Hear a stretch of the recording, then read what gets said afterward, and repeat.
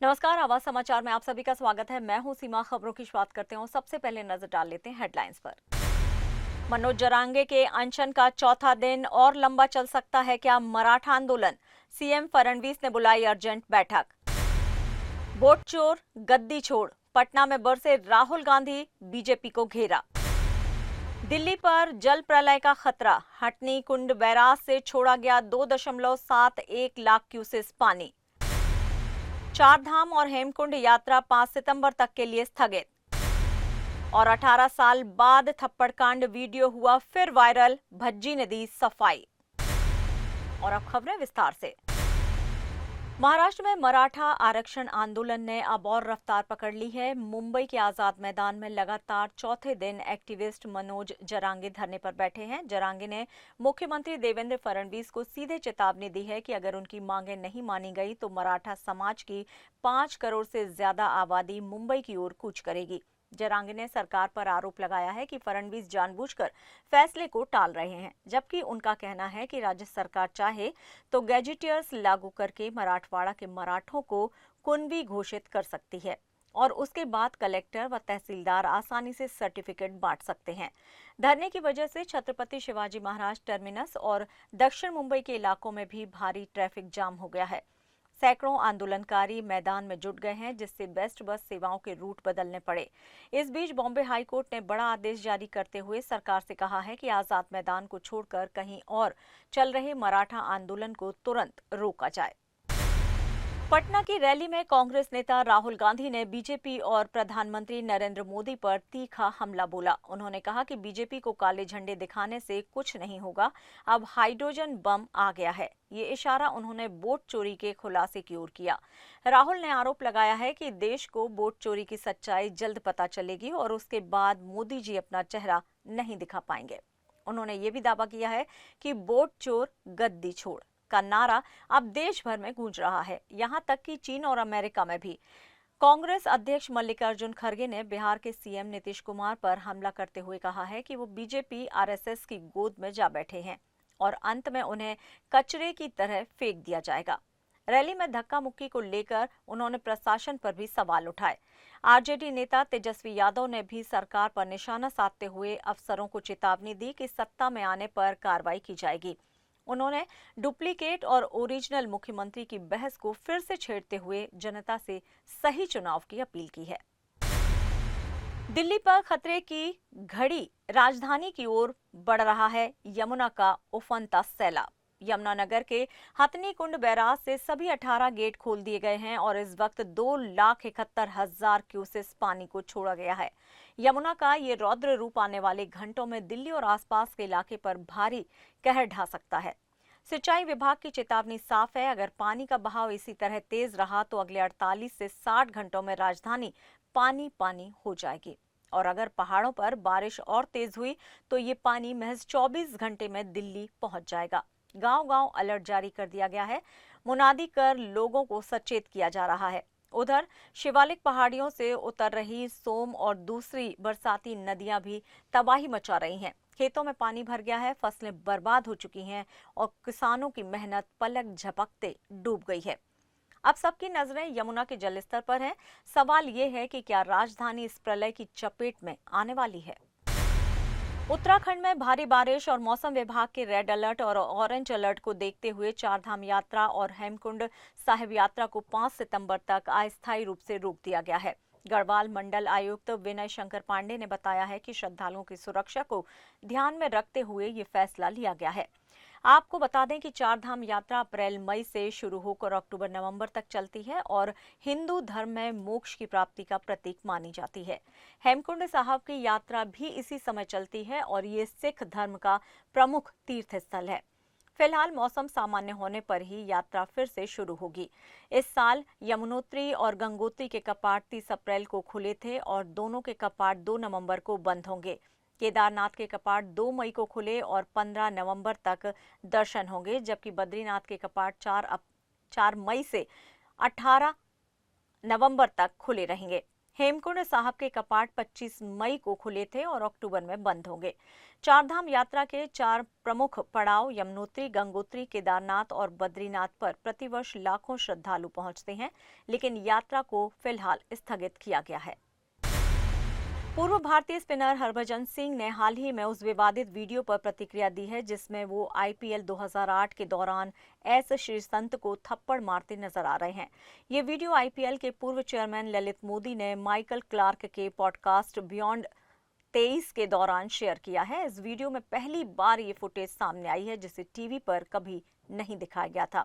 Video में match के बाद दोनों टीमों के हाथ मिलाने के दौरान हरभजन सिंह श्रीसंत को बैकहैंड से थप्पड़ मारते हैं। इसके बाद श्रीसंत गुस्से में आगे बढ़ते हैं, लेकिन खिलाड़ियों के बीच बचाव पर झगड़ा टल गया। ये घटना मुंबई इंडियंस और किंग्स 11 पंजाब के बीच मैच के बाद हुई थी।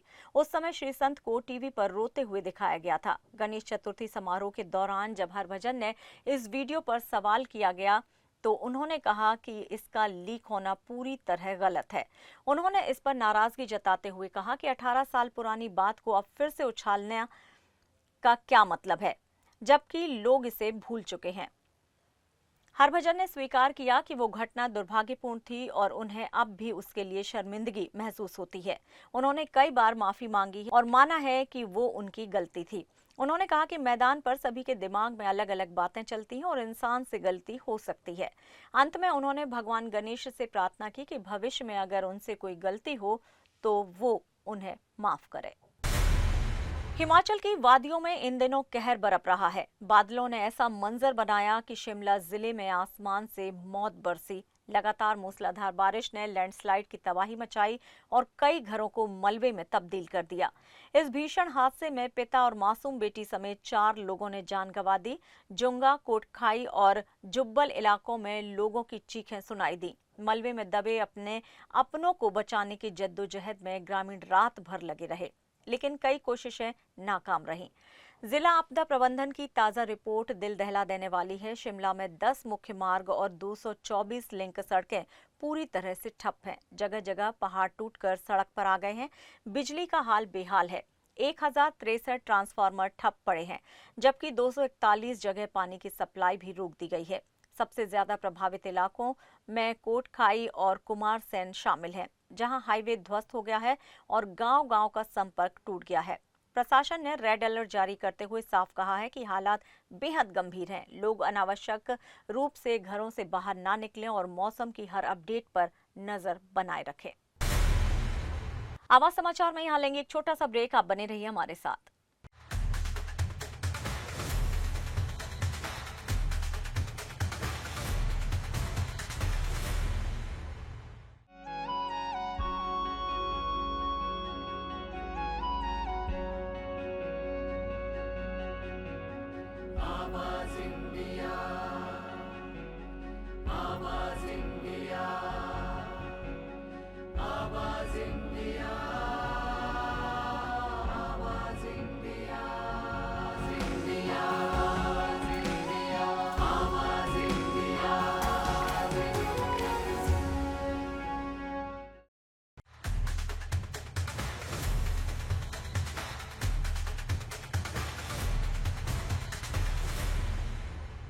ब्रेक के बाद एक बार फिर से आप सभी का स्वागत है। बढ़ते हैं अपनी अगली खबर की ओर। महाराष्ट्र में मराठा आरक्षण की लड़ाई एक बार फिर से उफान पर है, लेकिन इस बार आंदोलन की तैयारी कर रहे मराठा नेता मनोज जरांगे पाटिल को बॉम्बे हाईकोर्ट से करारा झटका लगा है। कोर्ट ने मुंबई के आजाद मैदान में उनके प्रस्तावित आंदोलन पर रोक लगा दी है। जरांगे पाटिल ने 29 अगस्त से अनिश्चितकालीन भूख हड़ताल की घोषणा की थी और लोगों से भारी संख्या में मुंबई पहुंचने की अपील भी की थी, लेकिन हाईकोर्ट ने साफ कहा है कि गणेशोत्सव जैसे बड़े त्योहार के दौरान मुंबई में किसी भी तरह का धरना प्रदर्शन जनजीवन और ट्रैफिक व्यवस्था को प्रभावित करेगा। इसलिए आंदोलन सिर्फ निर्धारित जगह पर ही हो सकता है। कोर्ट ने अपने आदेश में कहा है कि लोकतंत्र में असहमति और आंदोलन जरूरी है, लेकिन इनका आयोजन तय जगहों पर ही होना चाहिए। बेंच ने राज्य सरकार से कहा है कि जरांगे के आंदोलन के लिए नवी मुंबई या फिर खार घर में कोई वैकल्पिक स्थान उपलब्ध कराया जाए ताकि मुंबई की व्यवस्था बिगड़े बिना आंदोलन जारी रह सके। कोर्ट ने CST, marine drive, flora fountain और दक्षिण मुंबई के अन्य इलाकों से आंदोलनकारियों को हटाने का आदेश राज्य सरकार को दिया है। कल यानी कि 2 सितंबर की सुनवाई में राज्य सरकार बताएगी कि क्या एक्शन लिया जाएगा। जरांगे पाटिल हालांकि अपनी जिद पर अड़े हुए हैं। उन्होंने साफ अल्टीमेटम दिया है कि जब तक मराठा समाज को न्याय नहीं मिलेगा तब तक वे पीछे नहीं हटेंगे। उनका कहना है कि मुख्यमंत्री फडणवीस एक व्यक्ति की सलाह पर मराठा समाज के खिलाफ फैसले ले रहे हैं और ये अन्याय अब बर्दाश्त नहीं किया जाएगा। जरांगे ने यह भी ऐलान किया है कि मराठा समाज के लोग उनके साथ खड़े हैं और अगर सरकार ने उनकी मांगों को नजरअंदाज किया तो वो मुंबई में ही डटे रहेंगे। यानी एक तरफ हाईकोर्ट का स्पष्ट आदेश, दूसरी तरफ जरांगे का अल्टीमेटम। अब देखना होगा कि आंदोलन आखिर कहां और किस रूप में शुरू होता है, लेकिन इतना तय है कि मराठा आरक्षण का मुद्दा महाराष्ट्र की राजनीति और समाज दोनों को एक बार फिर से गरमाने वाला है। पीओके के गिलगित बाल्टिस्तान क्षेत्र में एक हेलीकॉप्टर हादसे का शिकार हो गया जिसमें 2 पायलट समेत 5 चालक दल के सदस्य मारे गए। ये दुर्घटना डायमर जिले के चिलास क्षेत्र के थोर इलाके में हुई। गिलगित बाल्टिस्तान सरकार के प्रवक्ता फैजुल्लाह फराक ने बताया कि हेलीकॉप्टर में 2 पायलट और 3 तकनीकी कर्मचारी सवार थे। हादसे के समय हेलीकॉप्टर एक नए प्रस्तावित हेलीपैड का परीक्षण के लिए उतारा गया था। अधिकारियों ने हादसे की पुष्टि करते हुए गहरी संवेदना जताई है। डायमर के वरिष्ठ पुलिस अधीक्षक अब्दुल हमीद ने बताया है कि दुर्घटना का सटीक कारण अभी तक सामने नहीं आया है। हादसे की जांच शुरू हो गई है और तकनीकी खामियों की आशंका जताई जा रही है। आपको बता दें कि पिछले महीने भी खैबर पख्तूनख्वा सरकार का एक हेलीकॉप्टर क्रैश हुआ था, जिसके बाद हालिया हफ्तों में ये दूसरी बड़ी घटना बन गई है। लगातार हो रहे ऐसे हादसों ने पाकिस्तान की तकनीकी और सुरक्षा तैयारियों पर सवाल खड़े किए हैं। गिलगित बाल्टिस्तान जैसे संवेदनशील इलाके में ऐसी घटनाएं चिंता का विषय बन रही हैं। अमेरिकी राष्ट्रपति डोनाल्ड ट्रंप ने पूर्व व्यापार सलाहकार और उनके करीबी माने जाने वाले पीटर नवारो ने भारत को लेकर बड़ा और विवादित बयान दिया है। नवारो ने सीधे तौर पर ब्राह्मणों पर निशाना साधते हुए कहा है कि भारत में ब्राह्मण आम जनता की कीमत पर मुनाफाखोरी कर रहे हैं और इसे रोकना बेहद जरूरी है। नवारो ने फॉक्स न्यूज के इंटरव्यू में प्रधानमंत्री नरेंद्र मोदी की तारीफ करते हुए उन्हें महान नेता बताया, लेकिन साथ ही ये सवाल भी उठाया कि आखिर भारत क्यों रूस और चीन के साथ इतना करीब जा रहा है। नवारो के इस बयान पर कांग्रेस नेता उदित राज भी सहमत दिखे। उदित राज ने कहा है कि रूस से तेल खरीदना और ऊंचे दामों पर बेचने से कॉरपोरेट घराने फायदा कमा रहे हैं और इन घरानों का संचालन ज्यादातर स्वर्ण समुदाय के हाथों में है। उन्होंने साफ कहा कि पिछड़ी जातियों और दलितों को अब भी कॉरपोरेट दुनिया में जगह बनाने के लिए लंबे संघर्ष का सामना करना होगा। उदित राज ने नवारो की बात को तथ्यात्मक रूप से सही बताया और कहा कि इस हकीकत से कोई इनकार नहीं कर सकता। इस बयानबाजी ने भारत की सियासत में नया विवाद खड़ा कर दिया है। एक तरफ अमेरिका से नवारो का ऐसा तीखा हमला, दूसरी तरफ कांग्रेस नेता की सहमति ने इस मुद्दे को और भी गर्मा दिया है। अमेरिकी राष्ट्रपति ट्रंप के भारत पर 50% टैरिफ लगाने के फैसले ने भारतीय बाजार में उबाल ला दिया है। इसका सीधा असर अब अमेरिकी कंपनियों पर दिख रहा है।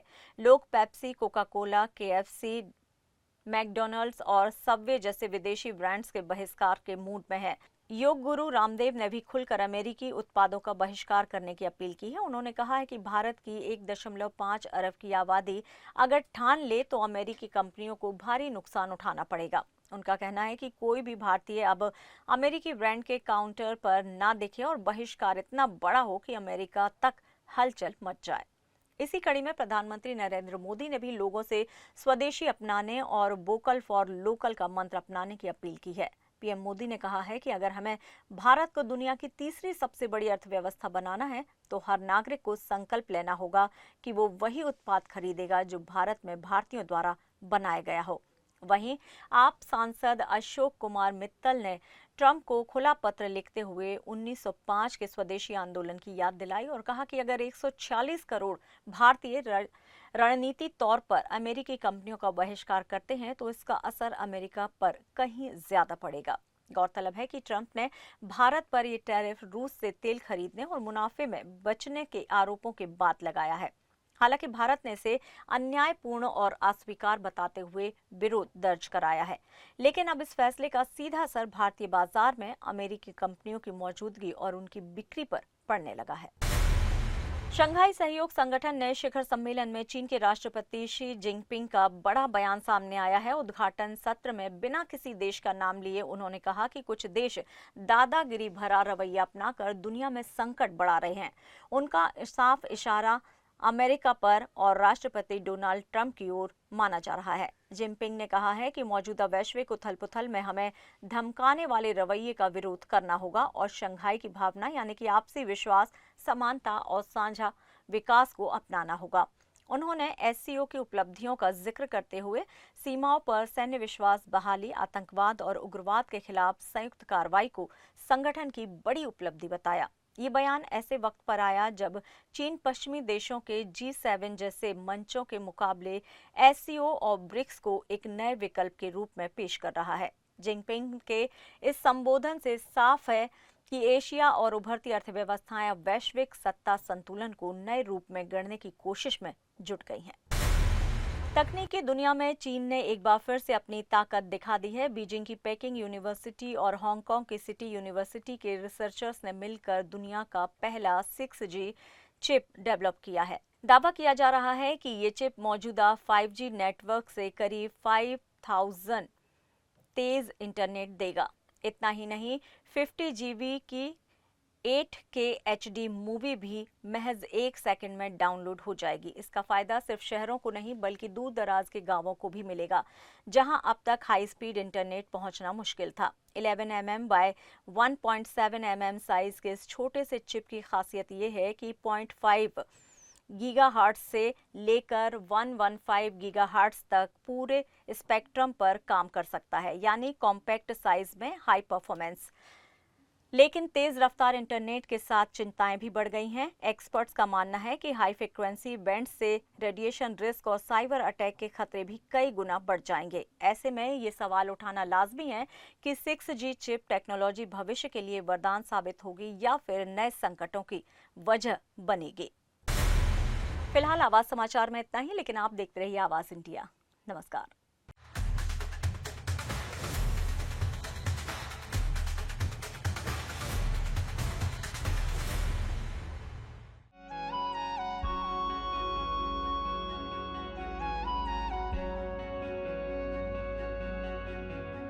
आवाज इंडिया।